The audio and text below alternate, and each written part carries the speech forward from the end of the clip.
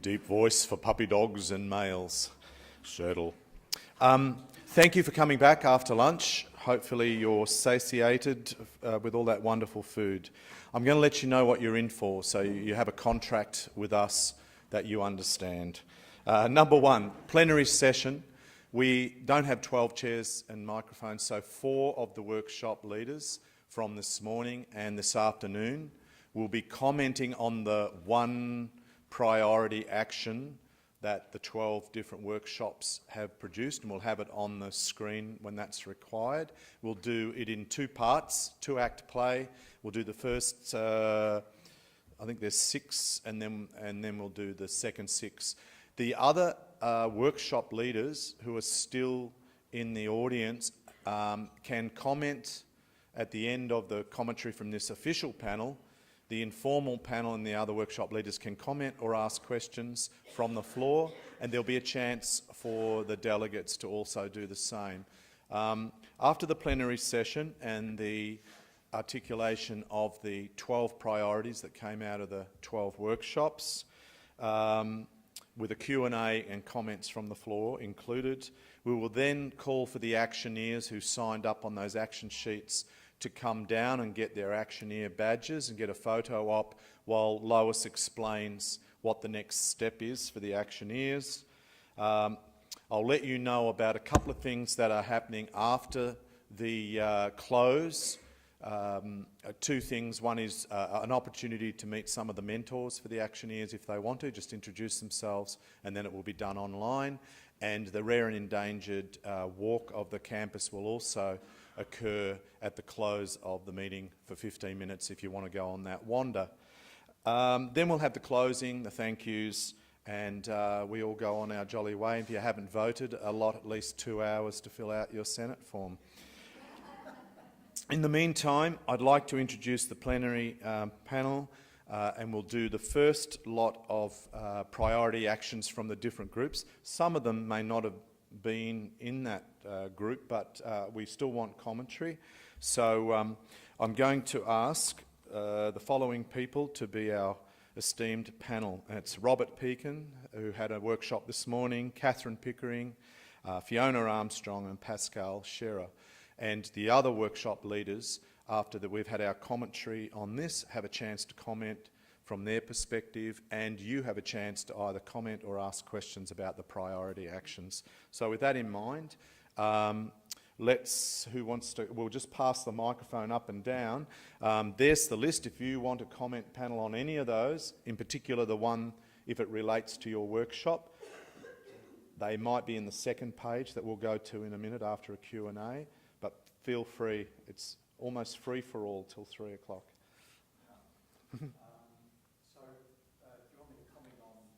Is that on? Just while you're switching that on, I have, if you've got pens at the ready, someone asked if you could go online and look at climatesafety.net, which is a petition for emergency scale-up of renewable energy to 100% by the end of 10 years from now. So it's a petition that's already online. They'd like to get 100,000 petitioners, and it's called climatesafety.net. Petition for emergency scale-up of renewable energy to 100% within the next 10 years. And there I go, smashing the technology again. We have a koala binder book, which has been, someone's been taking notes from the different speakers, and this is a lost and found call. Yeah, there is a name, Manindari Singh. Can't make out the last name. Boot and Agricultural Science 2016 Gatton. So if you own that book, or if you want to bid for it, if we can't find the owner, we'll do the auction at the end of the day. It's here and waiting. Okay, and another question which we'll get the answer to perhaps at the end, at the close, is someone wants to know why all the clocks in this infrastructure are an hour behind. So just put that out there. Someone might have an answer by the end of the day. Yeah, maybe that's why we've been late all day. Who knows? Okay, over to you. So number one was to investigate the formation of a buyers club tapping into local farmers and spreading the word to the community about the benefits. So this was in my workshop around food hubs. So buyers clubs are like autonomous buying groups or cooperatives where they basically create a food system around their needs and the needs of the planet.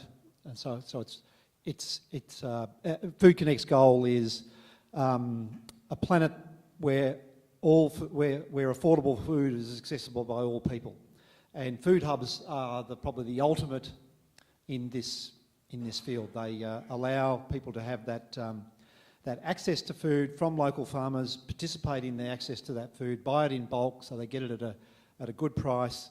They deal with the waste. They choose their own butcher. They choose their own baker. They choose their own whatever it is. They food swap. They drink wine together. So they build community from these buyers clubs, and there's many, many models of buyers clubs. Some are profit driven, some of them are just purely social, but the key ingredient is they're autonomous, and the people who come together to form a buyers club basically decide how they want their food system to look, so they become empowered to run the food system as how it should be run and learn along the way, like you would have heard some of the speakers this morning and particularly in Jerry's conversation this morning about what he's done at Bellis.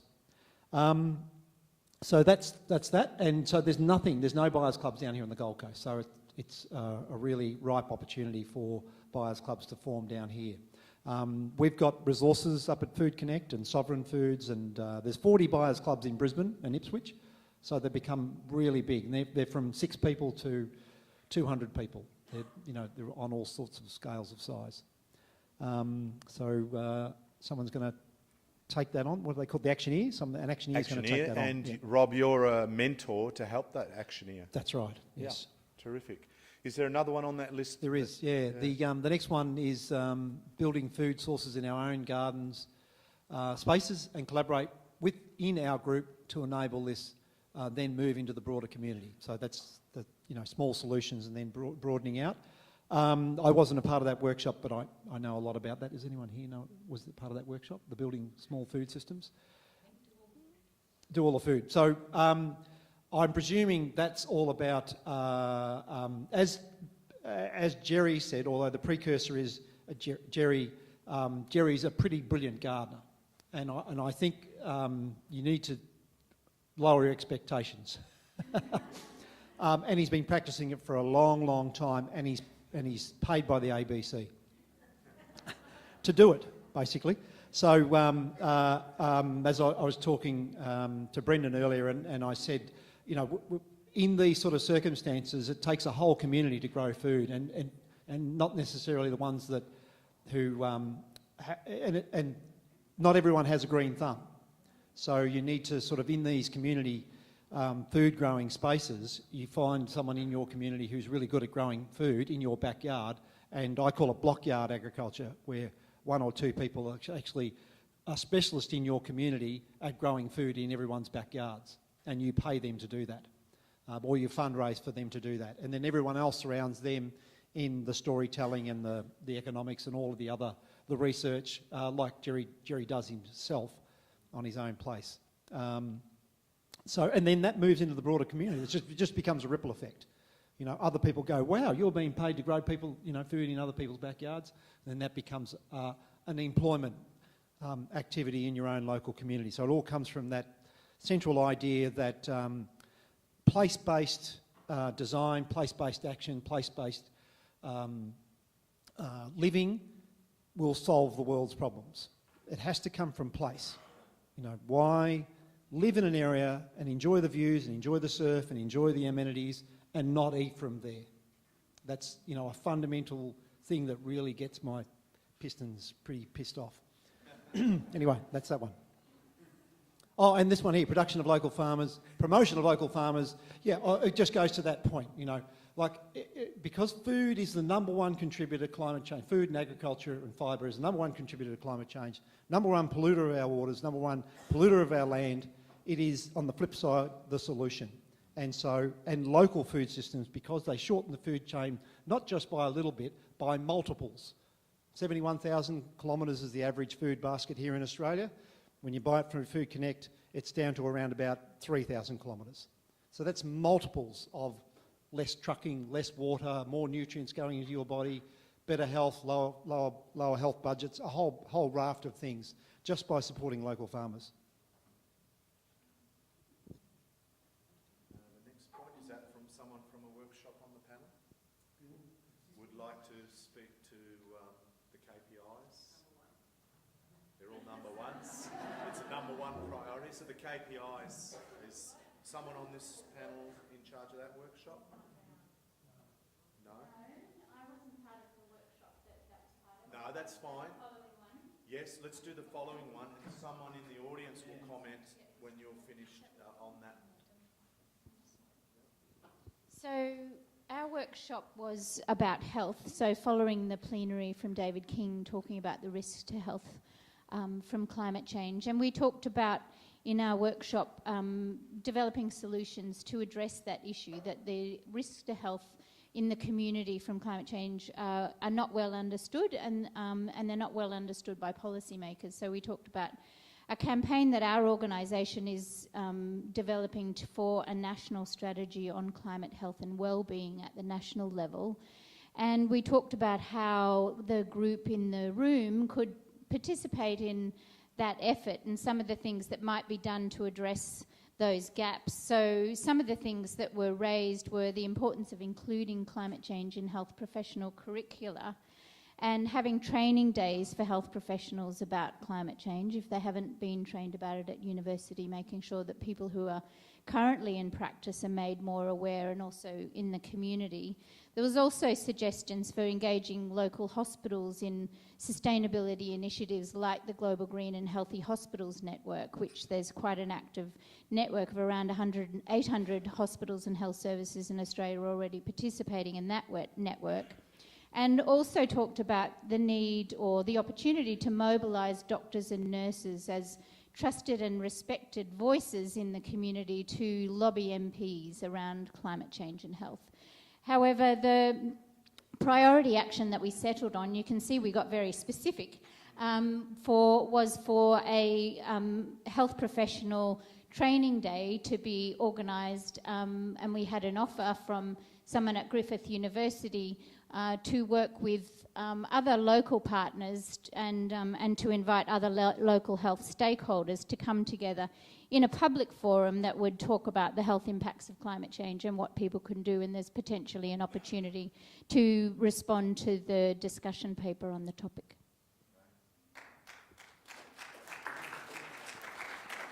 We'll jump to the last topic. Is someone on this panel, was that part of their workshop, the changing the language of climate change? No. So what we'll do is, would the person's workshop leader who did number 4 or number 1 build on existing sustainability program? Are they still in the room? The workshop leader or an actioneer from that workshop? Yep, there we go. So can we have the microphone right up the back there? And could you speak to that point, please?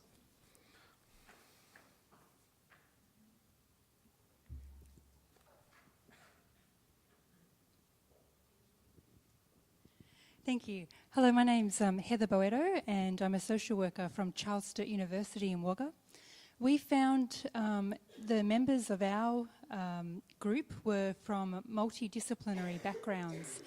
And so as a group, we decided that we wanted to make a real difference in our organisations. We know that our organisations already have, recycling programs and new initiatives that are happening at that policy level. But actually when the rubber hits the road, we agree that actually that's not quite happening, particularly in health and welfare, because we're interested in knowing, okay, how can a social worker or a psychologist or a nurse or a healthcare worker practice in a way, with clients and with patients that's going to promote sustainability and health and well-being. So we decided that we could all go back to our multidisciplinary organisations and try to advocate and promote ways or systemic change within our organisation for our managers and supervisors to to genuinely look at ways of, addressing this on the front line, so to speak. Not just about having a recycling bin under your desk, but actually about frontline health and welfare practice. Thank you.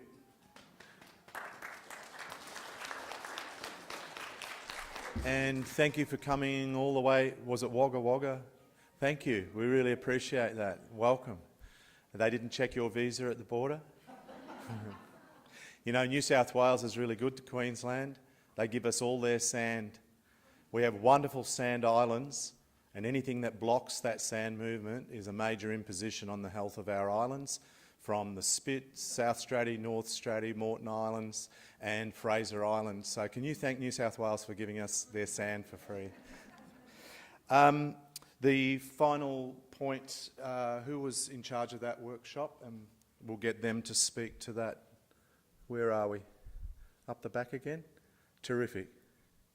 Introduce yourself again and let's see that final topic. Hi, I'm Sally Gillespie. I'm from Psychology for a Safe Climate. And in our workshop, we're really looking at the more psychological and emotional undercurrents that are often present in climate change discussions of all sorts. The people in the workshop were from a whole range of situations. So it was about recognising the need for safe space so that people can acknowledge the emotions that often come up when we hear about climate change, as well as the emotions that often erupt when we are in situations of discussions with people who may have different views. People were very interested as to how they can initiate and sustain conversations with people with different views, and what kind of language to use, and how to orientate it around the kind of values that are undercurrents there.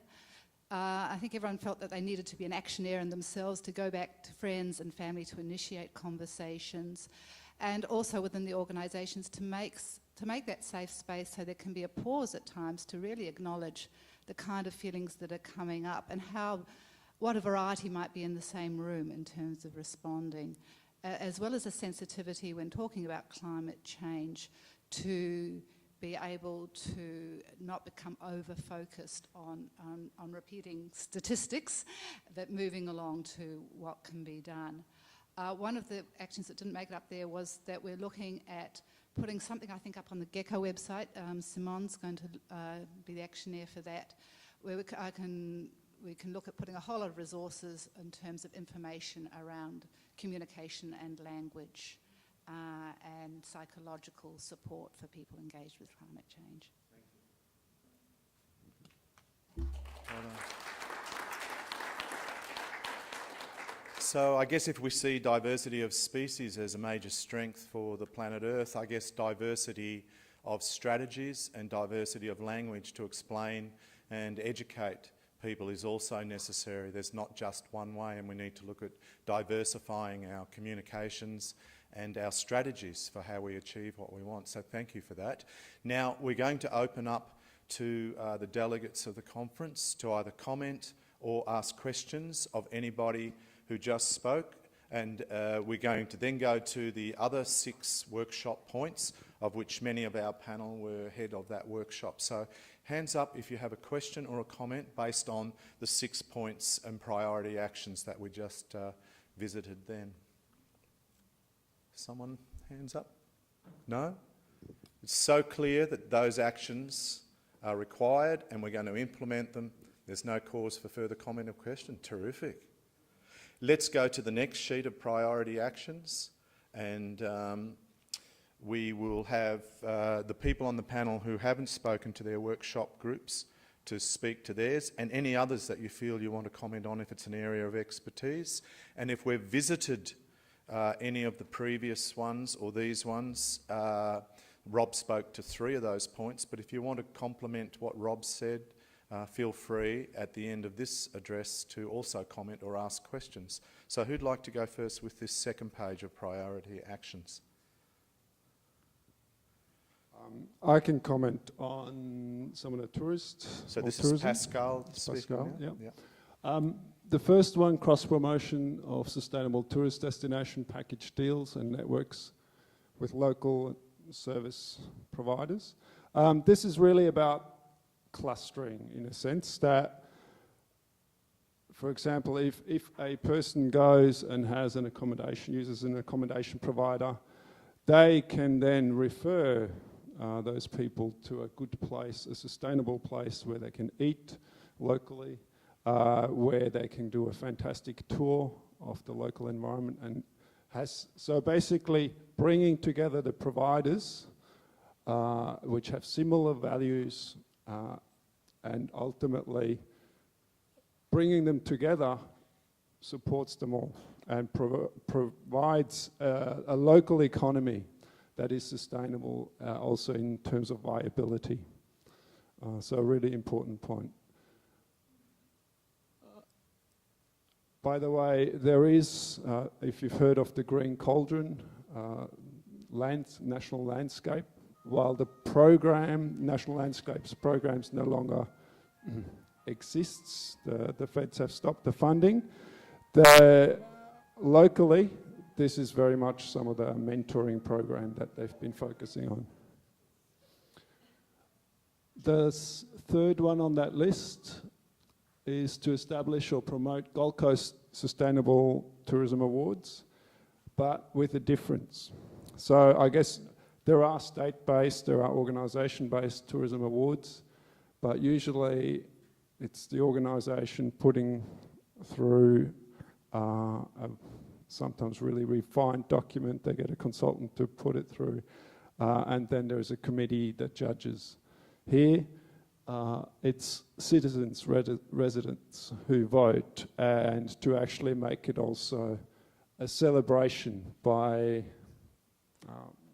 people were talking about taking a bus, rocking up, experiencing the places, cheering them when they're doing well, actually getting that experience happening. So awards with a difference, as opposed to those who have the most money to pay for somebody to write the best application, getting the awards every year. And that's, that's just being a touch cynical there. Yeah, I don't want to devalue those who have obviously put fantastic effort in and are demonstrating that through the product. So please. Thanks. And I think Pascal's also borrowing on Rod Quantock's load people up on a bus and go to an unannounced place and celebrate what's happening there. Although that was for comic device, the guest speaker last night at the dinner, you could do it to celebrate and reward tourism operations that are doing really good work. So we might have Rod invited with his rubber chook to go on that tour to the sustainable tourism activities. And Pascal, is there another point you're talking to? Or not a specific point. I guess it's more general in terms of scale. I think we're talking at so many different scales here in this conference. You have individual actions. You have actions that you can be a leader on in your own family, in your own workplace, in your community, in your local area, in the state, in the country. I encourage you to pick, don't try to be everything, and don't try to be the national leader necessarily from the start. Pick something where you can start and grow from there. Also, look around you, work together with others. And in terms of actions coming out of this conference, ultimately, I assume some of these will hopefully be facilitated to happen by the conference organisers potentially, but there are many sub-actions, obviously, with the actioneers and so forth, that you can apply to your own contexts. We had in our group, we had tourists, we had hosts, we had operators, we had government people. What we discussed obviously doesn't apply in the same way to everyone, but I'm sure that everyone can have an action that they can apply to their context and go from there. And if you have an action and you implement it, you feel good. Mate, it's a feel-good thing. Yeah. the natural endorphins kick in. I think we're ready. Catherine, would you like to speak? Yep. I wasn't involved in the one about the plastic-free month, but I think that's something that's really important for us always to be involved in. We want to hear more. Sorry. So the plastic-free month they were talking about on the Facebook page for July, I think that's always something really important to do in a really good and useful way of us doing. And I think having themes to build up our skills, so we focus for a day, a week, a month on a particular action, what that often can do is lead us to have enough change that we then continue a lot of those practices in the longer term. So anything like that's really useful. I'll get Wade at the moment to talk about the one about the TerraCycle, which is up there, which was from your group, I think. But the one that Mark and I, our two groups were discussing, was this issue about leaving a biodiversity legacy to the Gold Coast by increasing the amount of native plants, and with that by supporting native wildlife, and particularly in the lead up to the Gold Coast Commonwealth Games. And in that, again, what Pascal's saying about there's the things that we can individually do to start to try and promote the use of native plants in our own gardens, but also in our interactions with other people to show what can be done, and with the Gold Coast Council and school groups and all sorts of things like that. So they talked about a whole lot of specific things that they're bigger programs, but they're also that capacity. And hopefully through initiatives such as Mark's and also the Grow Native app, what that's about is informing people, and this conference has done, about the sharing of information being one of the most powerful things to allow us to know what we can do to make things better. Thank you. And now I'm going to invite the other workshop facilitators to make further comment if they like. John Mark, would you like to? Yes? Yep. Oh, there we go. So I was involved in the workshop where we discussed TerraCycle. So TerraCycle is a company that started in the US about 10 years ago. It's now across 22 different countries, and it relies very heavily on volunteers to bring in or post in what we consider to be non-recyclable items. So things like oral hygiene products, toothbrushes, toothpaste containers, things like that. There's a whole range of programs that TerraCycle run. Through Griffith University, I've been involved in a program that's looked at oral care recycling, so bringing all our toothbrushes and dental floss packaging and all that sort of thing in, sending it off to TerraCycle, and they turn that into park benches and all sorts of cool things. It's a not-for-profit organisation, and the proposal here was to really develop our relationship with TerraCycle through Griffith University, since we've already got a relationship, and perhaps set up a local recycling collection depot for southeast Queensland for all these things that are not typically thought of as being recyclable. In terms of a waste stream, we think this is really important. So rather than producing something, having people buy it and then chucking it in a landfill, the model here is produce something, have people use it, and then have them reuse it or upcycle it into a new product, or recycle it back into a usable product. So making it a more of a cycle rather than a straight chain to our landfill. And that has huge implications for our waste cycle and the impacts that has on the receiving environment as well. Thank you. So, And now Jean-Marc Hero. okay, thanks. Yeah. I might as well talk here since I'm in the front row. Thanks for that, Wade. That's a great idea, and it's something that this community could...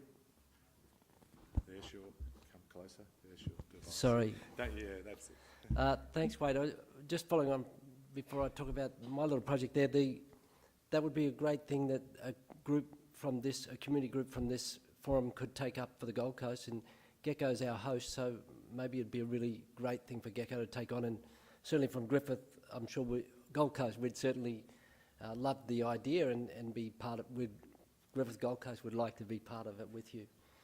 So I guess I'm lucky last. Not necessarily, hopefully. Yeah, anyway. Within time limits. All I've got to say is this idea, the final of the list there, is really to embrace you. It's not my project, it's our project. And if it's not our project, it's not going to happen. So I'm really here to embrace you all and welcome you and invite you all to be part of it.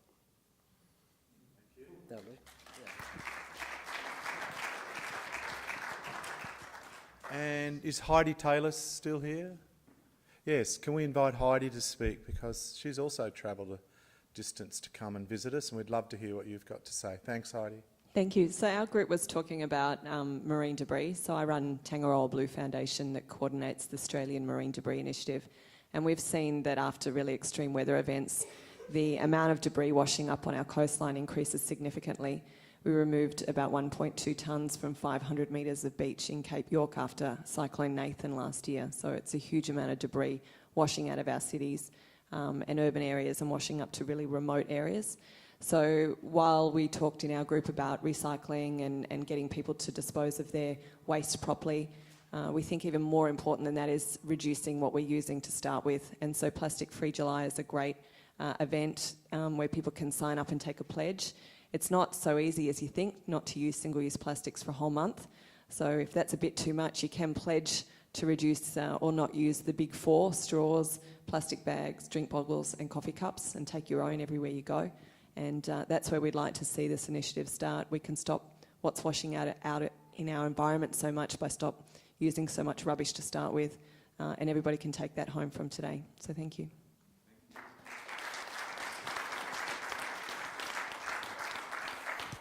That's a manageable plan for me, those four. Thank you, because I need to start somewhere. Everybody whose phone went off in this session, you now have to become a friend of Gecko and buy a tree before the end of the session. That was wasted energy and battery degradation that we didn't need. So be positive. It's a carbon offset. Buy that tree and become a friend of Gecko. Okay, we're opening it up to people on the floor to comment, to add to ask questions of all the people who just ran workshops. And we've got a starter. What am I being? I've got one here and I've got one there. You're one, you're two.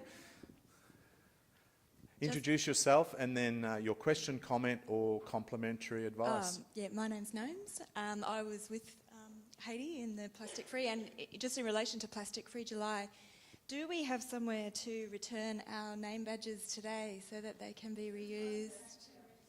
That's been organised already? Thank you very much. Well done. Good, great, practical comment. Well done, good strategy. This is what we're looking for. Over here, number 2, and then we've got number 3 over here. Hello, it's Nina again. Just put my glasses on. Probably when you get senior age. There were a couple of points of different things. I've just do a lot of travelling around Australia, and I've just been to England and a Rhine Danby River cruise. Every hotel, they have a sign, "We're going green." If you don't want your towels washed every day, to hang them up. Just about every place I went to, every place I went to, they actually kept washing the towels every day, so they contradicted their own signs, including ABT River cruise ship. So anyway, you try, but then they just kept washing them every day. And with the plastic, the New South Wales government and Queensland government are trying to reduce the ban of single-use plastic bags and also cash and carry scheme. New South Wales at the moment, head of the Queensland government, are definitely doing it.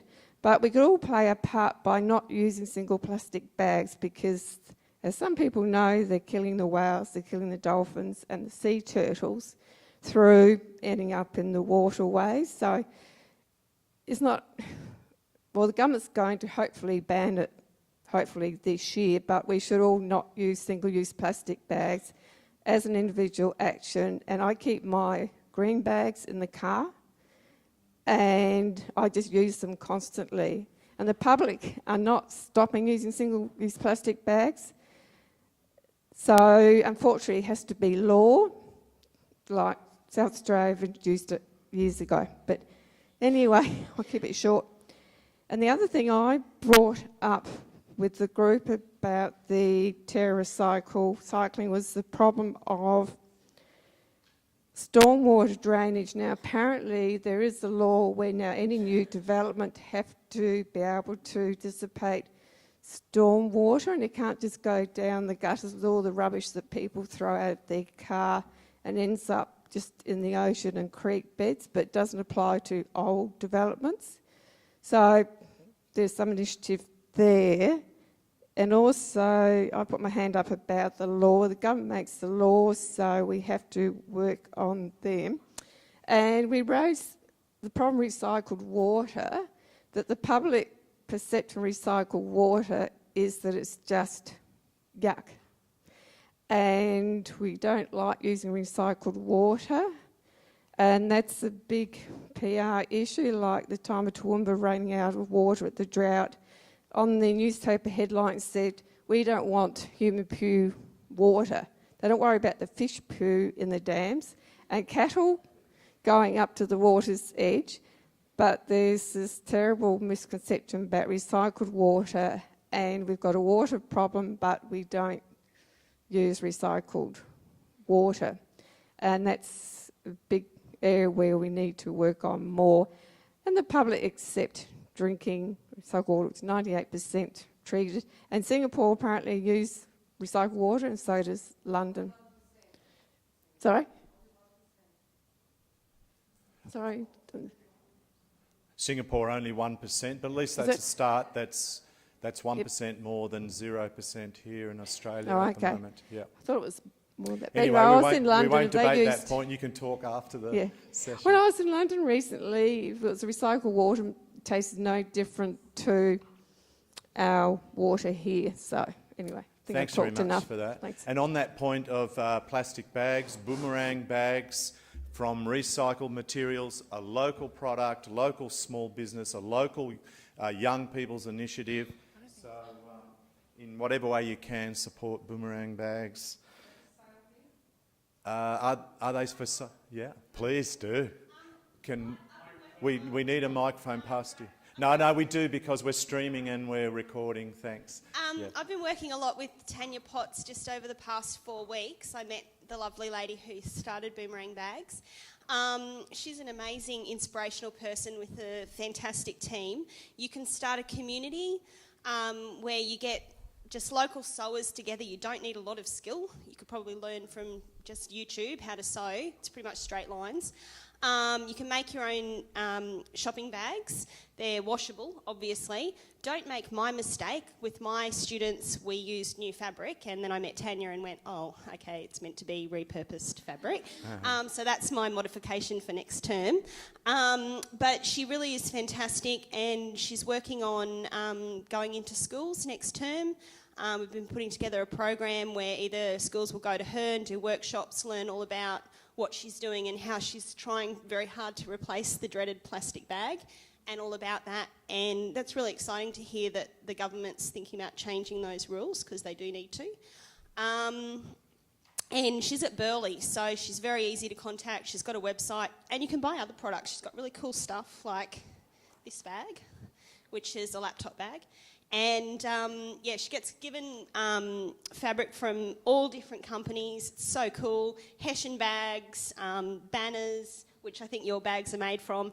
And she thinks of cool, well, she's got a creative team, it's not just her, but they think of cool things to do with that fabric to reuse it and to repurpose it.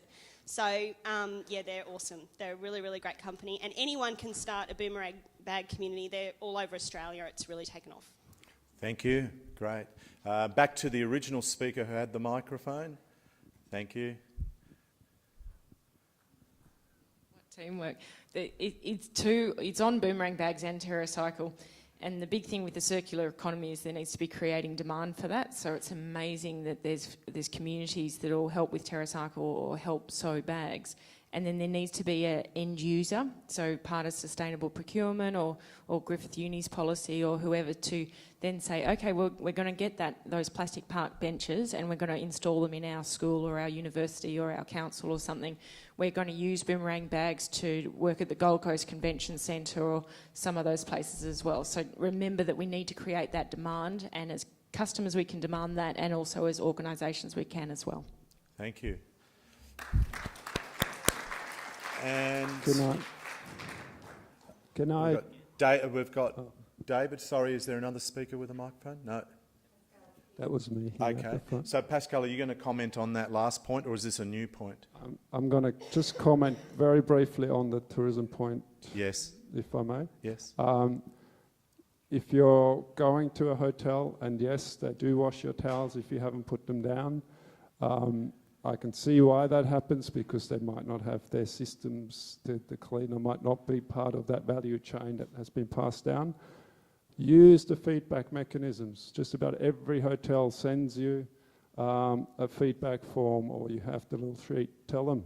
The more of us that pick up on those issues, the more likely they're going to actually start listening and implement those in their staff training and right through the entire staff chain. There's a lot of turnover in staff within tourism, so you can see how some of those things do disappear and people don't. So they need constant reminding as well. Simple thing, just respond to those. So spend the extra 5 minutes filling out your survey card or feedback form and dropping it at the front desk or where they ask you to. It's worth it. Excellent. Yes, our next speaker. Terrific. Alice Tabakan. I just want to pick up on the psychological workshop we had and some of the things there. And I guess we've talked a lot about the knowledge and education in this workshop as a whole.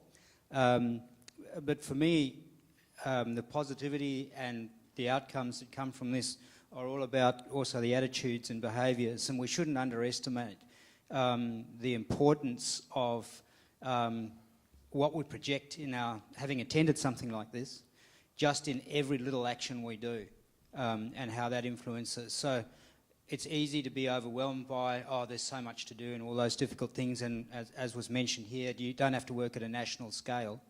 Every bit we do is important, and it's not just the behaviours, it's also about the attitudes we project, and the attitude and behaviours feed off each other. So I guess that was just the point. I just thought we should remember that the influence that we're having is in an educational aspect, an attitudinal aspect, and a behavioural aspect, which gives us the credibility in that. And whatever we do, if we are true to it, then that'll be helping out. Thanks, Alistair. Someone else would like a microphone to speak? Hands up. Yes, we have someone up here. Sheila, is it? I can't see in the sun glare. Great. Anyone else we can line up over this side who wants to speak? We can get the microphone ready. No? Thanks, Sheila. Hi, Sheila Davis here. I was torn between going to Jamak Heroes, Borabai Biodiversity, Yarning Trails workshop, and the Sustainable Tourism workshops. And I went to his because I thought, here is a sustainable tourism project. And indeed, that is what he's planning. But one of the concerns that we have is that the city is currently about to sell 24 of our parks. I don't know how many people realise that. 24 parks that Gold Coast City owns are on the market. And one of them includes it's all just trees. It's not even a corner park that's not being used. So the thing that we talked about in the workshop was keeping the trees that we already have, including some that are already earmarked for being torn down. So I don't know how we go about doing that while we're getting this Borabai Trail going, but I think more of us need to contact our local councillors and make sure they're aware that we want our trees and our parks kept. But I think decisions have already been made, unfortunately. But the other thing I wanted to caution about with the Sustainable Tourism Awards is, some of you might know, we fought the cableway for 3 years, 20 years ago, and it keeps coming back. And the developers called that sustainable tourism. And so the definition of sustainable tourism, I think you have to look into, and Professor Ralph Buckley here at Griffith has come up with a definition, and we actually further defined it as tourism harnessed for conservation. So I think that we should all keep that in mind when we talk about ecotourism. It needs to be sustainably managed and in a natural environment, and have education and interpretation and support the local community, but it also needs to be harnessed for conservation rather than just exploiting the natural areas. Thanks, Sheila. On that note, with the 24 public parks, a lot of them are on the urban strip where the most intensive urban living is currently taking place and going to become more intense. And the theory is, as long as we offset that with some parkland 40 kilometres away and you have to get in your car to drive there for the kids to have a park experience just to fly the kite or kick the football, we know that local, small suburban parks, people can walk there, they can get the kids on the trikes and cycle there, that the carbon footprint by having small urban parks in intensive living environments cuts down on the carbon footprint. So it's not just that it's public assets being sold off that have previously been used as open space and parks. It actually is curtailing that carbon footprint where you're required to travel from Broadbeach or Surfers Paradise a couple of kilometres or many kilometres to get your park experience. So it's a good point that you made. Thanks, Sheila. Any other person? Oh yes, we've got already got things. Hi, yes, so we're going to have a reply for Jean-Marc Hero, and then we have a speaker at the back there as well. Thanks. Yeah, thanks for reminding us of that. That's a really critical thing that we need to stop immediately. That's not something that we're going to change before the start of the Com Games. And I wasn't really aware of it until you mentioned it today. So I think this really needs to be acted on immediately by this group maybe as an outcome of this forum even.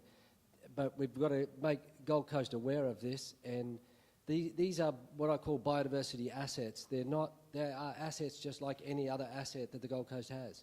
So when they talk Econo Talk, which is all about assets, we need to be sure that these parks, even if they only have one tree in them, it's a biodiversity asset, and it's a place that we can plant out and create into an even more valuable asset. So the value of those parks and any fragments of forest that are left on the Gold Coast is enormous as a biodiversity asset. And hit the streets. This should be coming out of this conference as a major issue. And hit the Minister Miles, if you want to spend your millions of dollars, you have to give it to the Gold Coast government to buy their biodiversity assets off them and put them into Queensland biodiversity assets' hands, if anything could be so ridiculous. Thank you. Yes. So farming practices in urban areas can also come under the same. Yes, terrific. We have a speaker at the back there. Please identify yourself and let us know what you're thinking. Hi, I'm Kalindi. I was just building on what Sheila said about ecotourism. My high school students and I have done some exploration around that with camps and so forth. And we've been on an ecotourism sustainability camp, which loosely possibly using that. But what's interesting, I think, is voluntourism is something that's starting to develop. So we're currently doing a Cert 3 in active volunteering with the Year 10s and with Wild Mob, which we actually pay to volunteer, basically, but you go out there to do conservation projects and so forth, and that's like your holiday or like your experience, which is pretty cool. So there's some good things which are engaging young people and students and about it being conservation focused, and you're actually going out there to do the work. As opposed to sort of, perhaps being a bit more commercially pitched.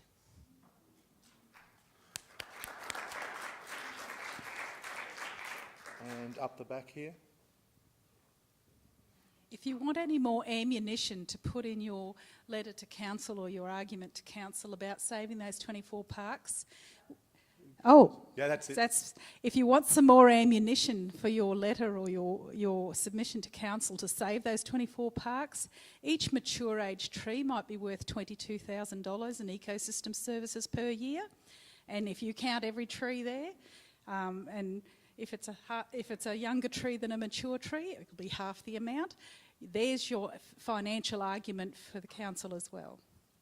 Thank you. And if you need references for that, I can help.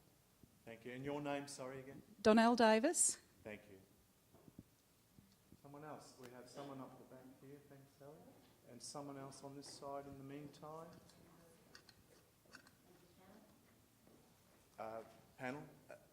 Yes, start straight away until we get the microphone. Hi, thanks. I just wanted to also respond to the issue of the 24 parks. I hadn't heard that, and I was incredibly shocked. So to pick up on Danelle's point that there's a whole lot of ways of cutting that, as well as describing them as biodiversity assets, and that they have that economic value, but they also have a very important public health. They're a very important public health asset. So, I mean, as you pointed out, it's getting people active, giving them the opportunity, both for children and parents and other members of the community, to get health benefits from walking, and therefore reducing their risk of diabetes, obesity, heart disease, etc.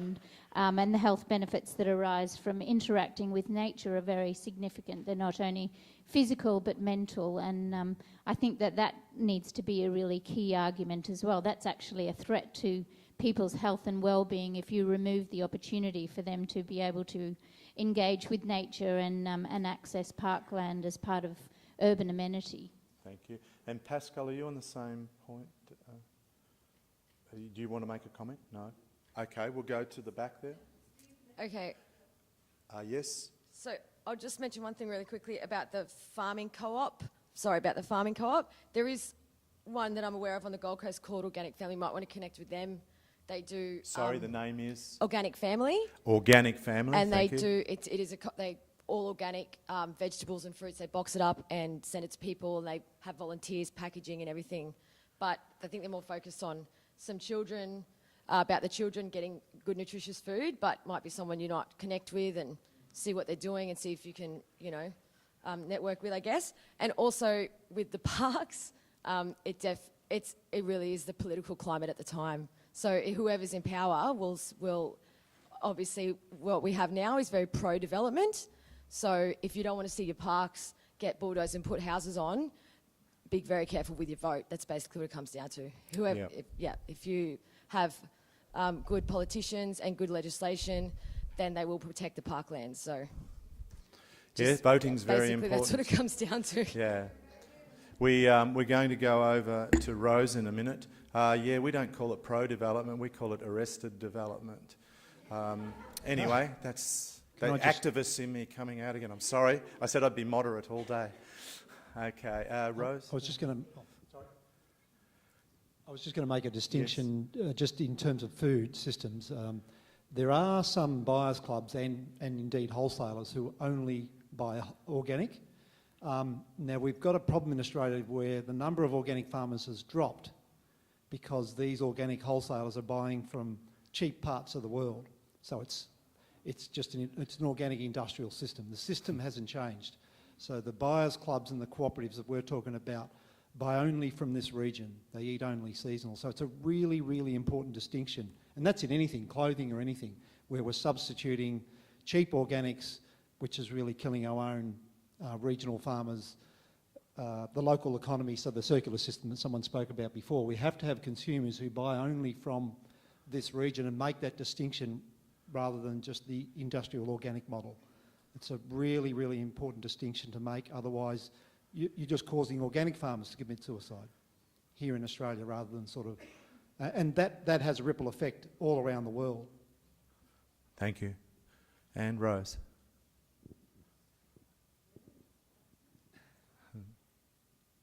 No? Yes. Oh, right. Okay, at the plenary sessions in a conference, we come up with resolutions. We've got 23 resolutions from 23 workshops. Can I add one more that we specifically exert all our efforts to saving those 23 POCs as an outcome of this conference? So all our efforts, another action plan, is to lobby, write and pressure to save those parks. Now, I have to admit the number needs to be identified clearly because there are some open public spaces that are disused near industrial sites, but there's no reason why they can't become parks for the workers to have their lunch where they buy locally, to have their sangha or whatever. So even if they argue, oh, they're not all used parks, they potentially are parks, even if they're in industrial zones where people work. Thanks for that, Rose. Anybody else? We're getting close to me winding up the session. So, they all come out at the last minute when the pressure's on. 1, 2, 3, then we'll see how we're going for time. So it's 1, 2, 3. You're second. Hi, is that on? Can you hear me? Yeah, cool. Speak right into it like you're eating an ice cream. Hi. Sure. I'm Daniela Texera. I'm a PhD student at the University of Queensland. And I have a question, but two things before I get to that. The first thing is next week is the Society for Conservation Biology Conference in Brisbane. And the lab that I'm a part of, we're organising a social media flash mob to protest against the proposed changes to land clearing laws in Queensland. If anybody's interested in joining the flash mob, let me know. And basically all you have to do, if you have a Facebook or Twitter account, you sign up to that and it will automatically post to Facebook or Twitter on your behalf. So thousands of people all at once will flood social media with these protests. There's proposed changes to the land clearing laws in... Okay, anyway. Yeah, so, yeah, anyway, so there's that. That's the first thing. The second thing is I have just joined up to Plastic Free July, so I'm really excited we were talking about that. And I'm going to be blogging about it, and it is actually quite hard. So congrats to anybody who manages to do that. And my question, we've talked a lot about localisation and local food and all of this. And I guess one thing that I sort of struggle with is knowing, is there a place for maybe non-local but sustainably harvested food or food products? Sustainably harvested or sustainably produced food from other countries, for instance, like community-based conservation where people are maybe not clearing land in favour of sustainable agriculture over there. Back to Rob. So we've just completed it's now out to the community for consultation. It's called the Brisbane Food Plan, but it can be replicated anywhere. And we've divided the world into 6 zones, and we looked at food through 4 lenses: a human health lens, an economic lens, a social justice lens, and an economic lens. And there was 13 food groups. So the obvious ones are obviously we get coffees and spices and teas and various things from Zone 6, which is the whole of the world. In our plan with Food Connect, we won't even distribute fresh lettuces and herbs and those sort of things from Food Connect. They have to be grown from backyards, rooftop gardens, urban farms, that sort of thing. But we're in the transition to that ultimate end goal. The inverse result is as you get a stronger local economy, remember, like Food Connect, it's measured at, for every dollar you spend at Food Connect is $23 return back into the local community, whereas if you spend at Coles and Woolies, you actually have a negative, like that dollar is less because of the externalities, the environmental and the social externalities that are attributed to Coles and all those other things. So as we transition towards that, the local economy becomes so strong that you can actually start to trade really strongly with a lot of these other countries. So it's quite a complex field, but in that transition, you just need to sort of make decisions based through those 4 lenses, and if you make decisions through those 4 lenses, or even one of those lenses, you'll end up making a really good decision. So... Can you repeat the 4 again, please? Yeah, so you look through an economic lens, so is this going to benefit? So are all the externalities that are normally left out of the balance sheet, are they included in the price of the food that you're getting? Like your health, so, you know, what's the point in eating an orange from California out of season? It does absolutely nothing for you. And what's the point in eating a lettuce that's been transported forever where the nutrient density is gone and you've just transported a whole heap of water all over the countryside? The human health lens, social justice lens, so has this block of chocolate got blood in it? So Cadbury, pretty much all of them have got blood on their hands. And then the 4th one is around ecology. So the energy or the emoji, the embodied energy in growing that food. So waste is a big part of that sort of thing. Transporting food all over the place, refrigeration, all of those sorts of things. So if you look through those 4 lenses, you'll actually make really good choices around your food choice, and we'll move to a better system. Thanks, Rob. And the second last speaker for this session. Hi, it's Anne Royko from Griffith Right Uni. into the microphone, thanks. Griffith Uni School of Medicine. I just want to pick up on, Brendan Mackey earlier talked about if we could develop a sustainability plan for the Gold Coast. Climate change plan. Okay, sorry, Brendan. But as a part of this, I'm hearing so many different initiatives coming out of this forum. How do we develop this one-stop shop or resource centre? Like many groups want to put together resources for people, what's on the Gold Coast for food or for recycling or for everything else. I'd like to propose we produce, if there's one already, tell me about it, but some sort of local Gold Coast resources for sustainability, climate change that are healthy, sustainable, that different groups could pick up on then and insert through their own organisations. Thank you. I'd just like to say that as an NGO, a volunteer group, and the other volunteer groups, we are worked to our maximum in trying to provide that sort of information in the areas of our interest. I would imagine a funded institution would be in a better position to harness all of the diverse interests into some holistic centre, but I know for a fact that the Geckos and Save Our Spits, we are maxed out as volunteers, and of course Save Our Spit, it will never be eligible for funding from this current council because we choose not to be compromised or blackmailed by that sort of donation. So perhaps it's an institution, and it could be a research project, or it could be a research centre, or it could be an application for funding within the institution's cultures. But that's just my suggestion. I would not like to see Gecko be harnessed with that as an outcome because they're already stretched, as we know. But thank you. I think it's needed for sure. Any other comments on that little bit?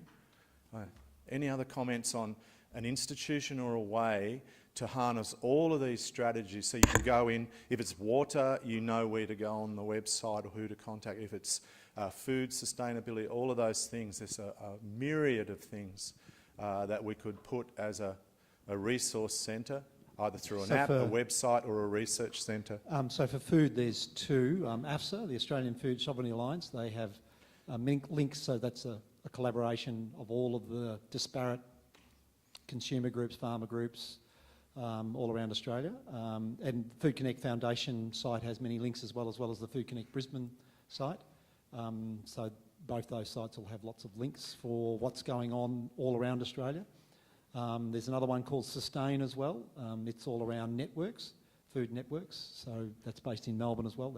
But I think, Rob, the point is that people don't know they're interested in food sustainability, but if they go to a central database, then they can go, oh, there's food, there's water, there's wetlands, there's sustainable tourism, because that's what we've discussed over the... So we need a framework in which we can then source those when we find our areas of action that we know we're motivated by, or areas of action we didn't know existed that we now want to jump on board. I'm getting the wind up. We're going to have the last comment and speech, but we can mix informally at the end of the formal closing.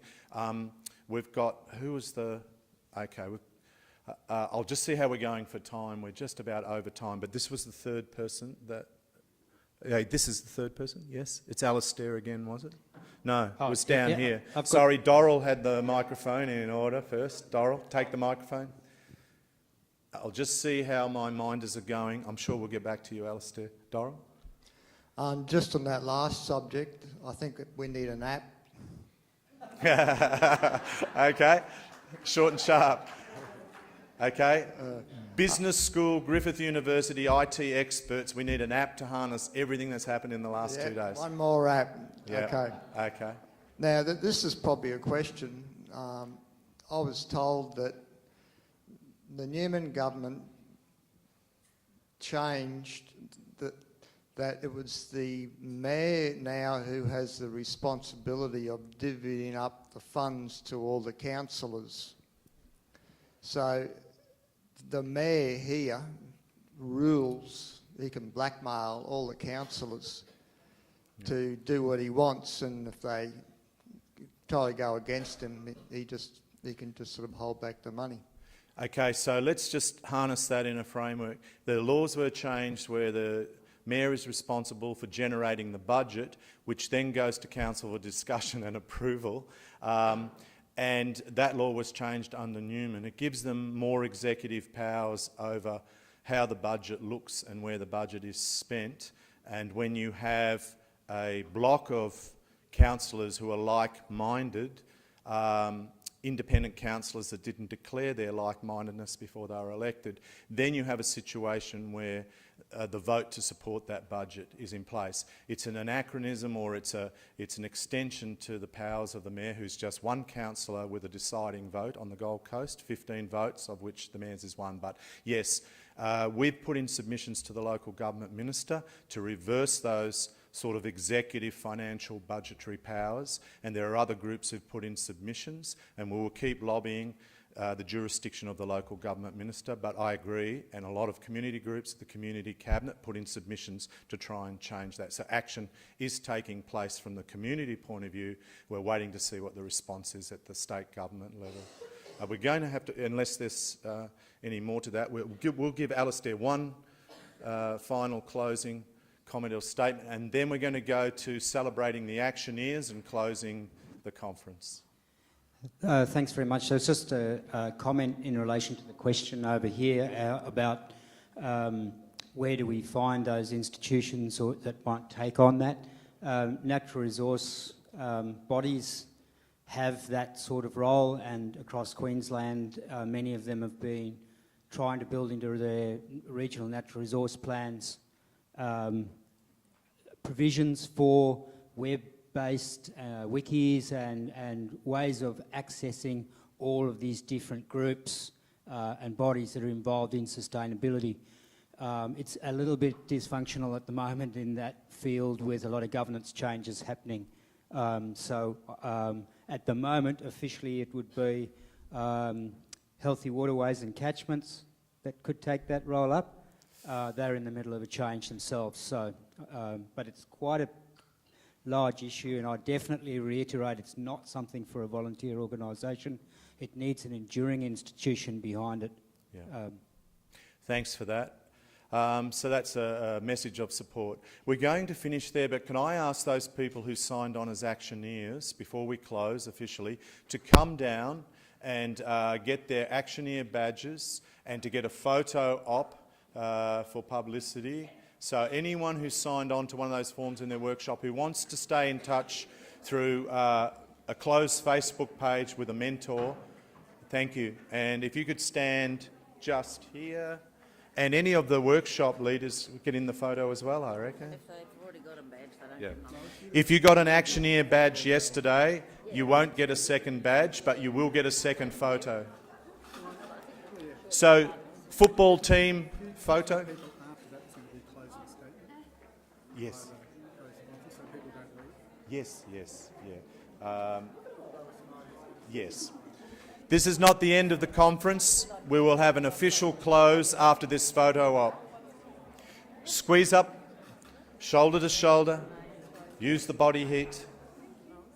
Squeeze up. Tall people at the back. Taller people at the back. If you can see the camera can see you. Squeeze across, squeeze across, squeeze across. I'm not in the photo, block me out. I was in yesterday's, I'm good. Squeeze up, squeeze up, squeeze up. Okay, tell us when to smile, El. Squeeze in a bit more, snuggle up. Come to the yesterday's. We need Lois at the front. Yeah. On the front, please, Lois. Yeah. She likes doing that. Yes. Everyone should hold her in the front. Cuddle in. If you can see the lens, she can see you. All right, serious?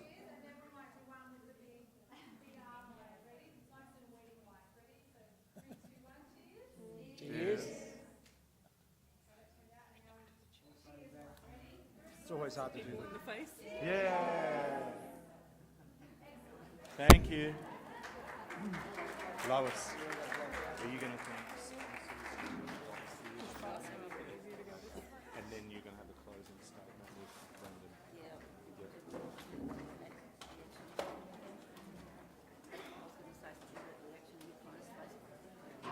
I'll do that quickly now.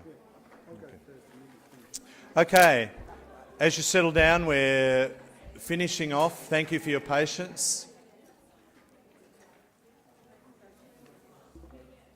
We're going to have a closing statement from some of the main protagonists in running this conference. Before that, just to let you know that the Actioneers, some of the mentors that you've nominated, We'll be mingling in the foyer for you to just go up and reintroduce yourself or introduce yourself again. The Actioneers will be contacted through your email address and invited to be a part of a closed Facebook group to do with your priority action area. We've got official closing statements, but I'd like to thank Griffith University, GECO, the Gold Coast and Hinterland Environment Council, the Queensland Government through the Department of Environment and Heritage Protection, Green NRG Company, previously LED Tech, the conference supporters, which include local surf clubs, Surf Rider Foundation, Miss Essence, OCC Apparel, Mudgery Bar Rural Fire Brigade, Tangaroa Blue, I did say Surf Rider Foundation, Barefoot Wines and Climate Wave Enterprises.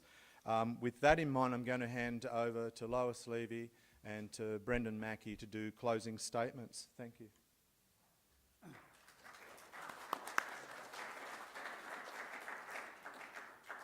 That light really is bright, isn't it? So just very briefly, I wanted to first of all thank you all so much for coming yesterday and today. It's very inspiring to be standing up there and seeing there's more Actioneers down on this stage than there are people left in the seats. So a round of applause for yourself. And I very much hope that you all see this, because I certainly, that's my hope, as the beginning of a new initiative here on the Gold Coast. I hope this is the beginning of, as we say here, a community of practice, if you like, for climate change for good on the Gold Coast. And I really hope in 10 years' time we can look back and see this as a start of something really exciting new time here on the Gold Coast.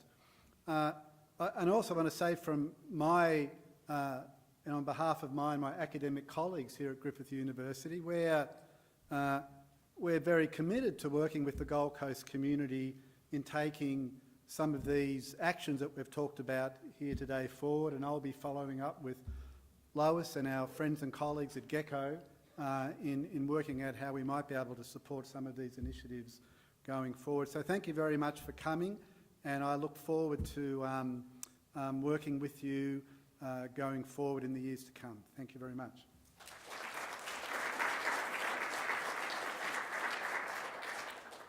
Well, like Brendan, I'd like to thank everybody for coming along to the conference.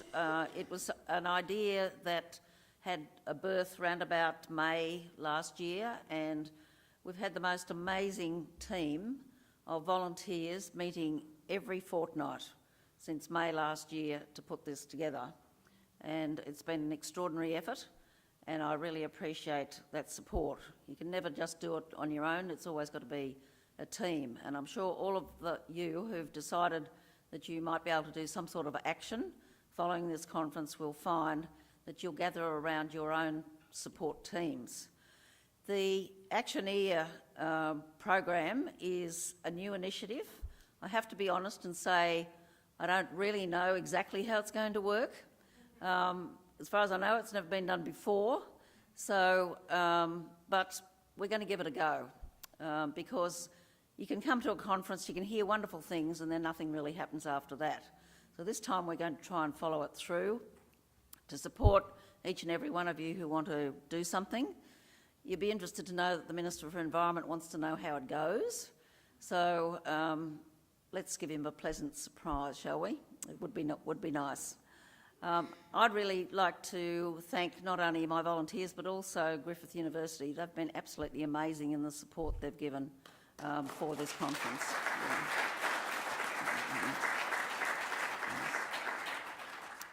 So I think the main thing is that we do go forward with a sense of hope, a sense that there are positive things out there that we can do. All the literature that you're reading now about climate change certainly gives us the realities, but it also gives us lots of opportunities to change things, to move to a sustainable society, to change attitudes. So go home, talk to your family, talk to your friends, talk to your work colleagues, tell them what a great experience you've had, because I hope you have had, and let them know that things are changing. Might seem slow at first, but it will be like a snowball, and it will happen, and I certainly want to see it all happen before I shuffle off on this mortal coil. So every little bit helps.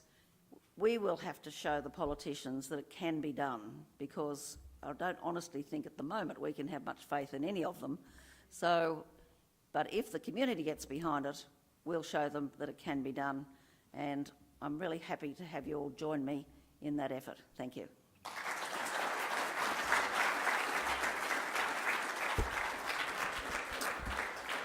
Couple of other sponsors, Naturescape, Plankton Productions, AYCC, but I think we should get Brendan and Lois to stand for tumultuous applause for the effort. But wait on, hold your horses, there's a treat.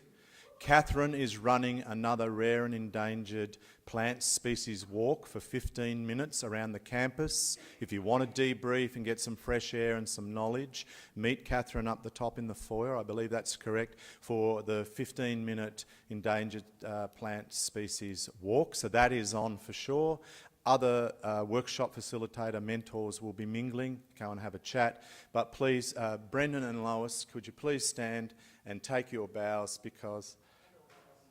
Yes. And would all the volunteers as well, please stand and take your applause. Volunteers, Ali, volunteers.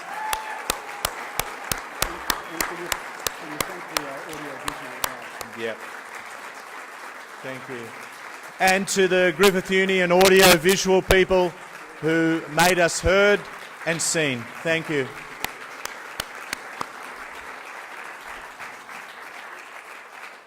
Those panel presenters who didn't get their boomerang bags, come down and get them now. Goodbye, safe travels and low carbon footprint travels.